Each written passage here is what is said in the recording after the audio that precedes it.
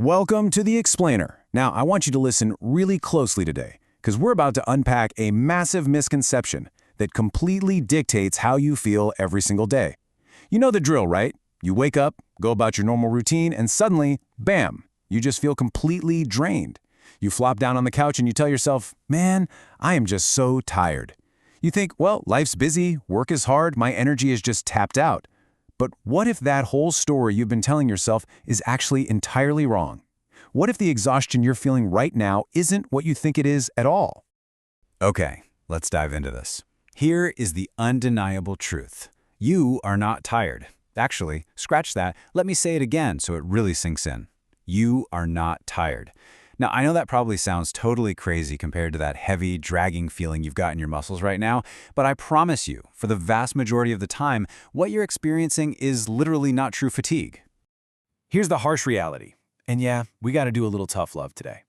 You are unconditioned. It's a severe lack of physical preparation.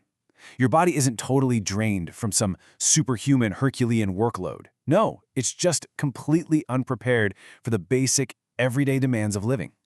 It's not a lack of energy. It's a total lack of physical preparation that's holding you back. Section 1. The illusion of exhaustion. Let's briefly break down exactly why we confuse these two completely different states. So on one side, we have real exhaustion. Now, real fatigue absolutely exists, for sure.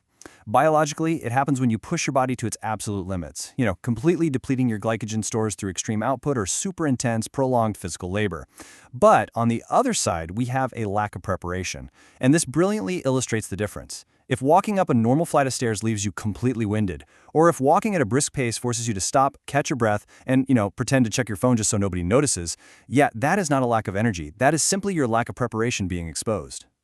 Which brings us to Section 2, the rule of adaptation. To understand why you feel so drained by simple tasks, we really have to look at the mechanics of the human machine. The human body is a highly efficient, incredibly adaptable system. It adapts exactly to what you demand of it. Let's walk through this vicious cycle step by step. Step 1, you avoid effort. You take the elevator, you drive super short distances, you sit down all day long. Then step 2, your body, being hyper-efficient, adapts to this low output. It figures, hey, I don't need to maintain cardiovascular strength or mitochondrial density, so it actively drops your baseline. In step 3, if you demand literally nothing from your body, it gives nothing in return and scales down its energy production to match. And that leads directly to step 4. Suddenly, completely mundane tasks, like carrying groceries or walking up a slight hill, they feel completely impossible. And the tragic result is exactly this. The body becomes incredibly limited. If you demand very little, your physical vessel shrinks down to meet that tiny demand. And honestly, it is so ridiculously easy to fall into this trap. Most people are walking around living way, way below their actual physical potential.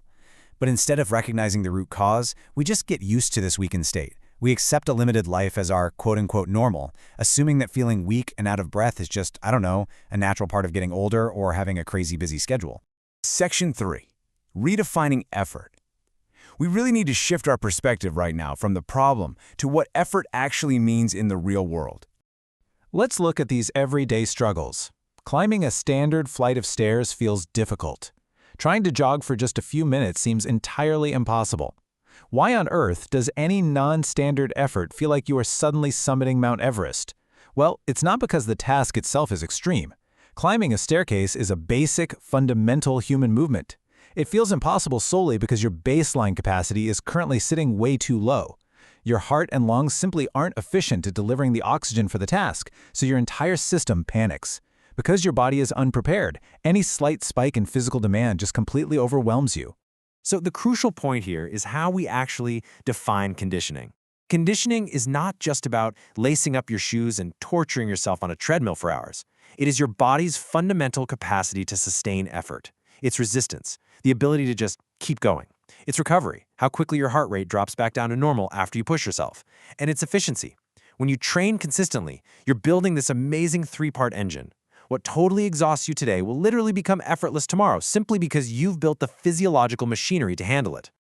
Moving on to Section 4, the signal for growth. This is where we completely change the game. Now, what's really interesting here is how we need to flip everything we've been taught about comfort. Initial physical discomfort is not a problem. It's actually the exact signal for adaptation. When your lungs burn a little bit, when your legs feel super heavy, your brain's immediate knee-jerk reaction is to panic and stop. But that discomfort is absolutely not a warning sign of failure. It is the exact necessary biological signal your body needs to trigger growth. It's literally just your body saying, okay, we need to get stronger so we can handle this next time. The contrast here is incredibly stark. Look, avoiding effort might feel really good in the moment, but it's exactly what traps you at your current limited level. And worse, the more you avoid it, the harder everyday life becomes.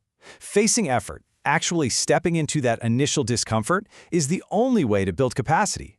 Every single time you choose to face the effort, you're making a massive deposit into your future energy levels.